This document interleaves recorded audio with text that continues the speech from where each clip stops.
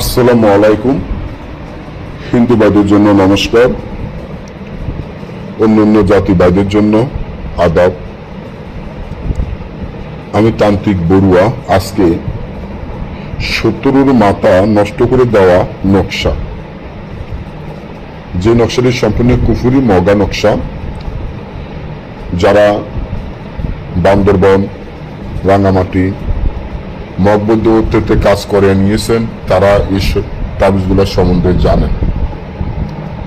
এগুলো সম্পূর্ণ কুফুরি জাগরিত নকশা, যা গ্যারান্টি সহকারে কাজ হয়।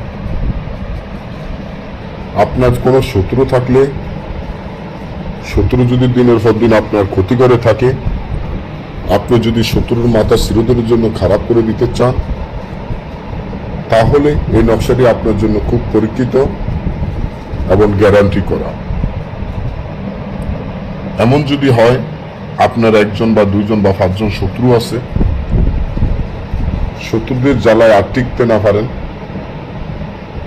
শত্রুদের জ্বালায় বাড়িঘরে না থাকতে পারেন, এখন শত্রু যেভাবে আপনাকে ভোগাইছে, যেভাবে আপনাকে শাস্তি দিয়েছে, আপনি চান শত্রুর মাথাটা চিরদিনের জন্য খারাপ করে দেওয়ার জন্য, শত্রুর মাথা নষ্ট করে দেওয়ার জন্য।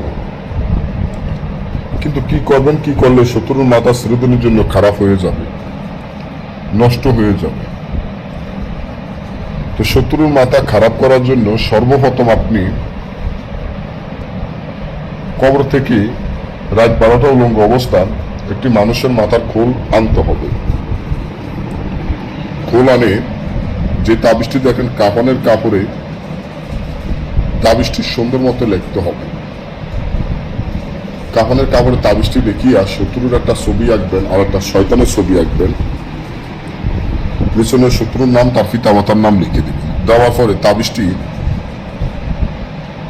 মানুষের মাথার যে খোলটার মধ্যে ফেরাক দিয়ে মাথার মধ্যে ঢুকিয়ে দিবেন, যাতে ফেরাক এই মাথার থেকে ওই মাথা পর্যন্ত ঢুকে যায়। ওই যে আমি এখানে দিয়ে দিছি এরকম ভাবে ঢুকিয়ে দিবেন।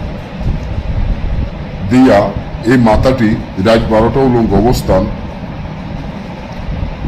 কবরস্থানের বুক বরাবর গেড়ে দিবেন।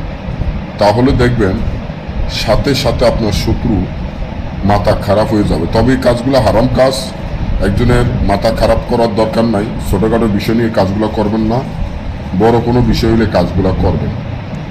আপনাদের যে কোনো ধরনের কাজ বা যে কোনো ধরনের সমস্যার সমাধান পাইতে আমাদের স্ক্রিনে দেওয়া নম্বরে যোগাযোগ করে যে কোনো ধরনের কাজ করে নেবেন। এটা আমাদের ইমো, হোয়াটসঅ্যাপ সব আছে।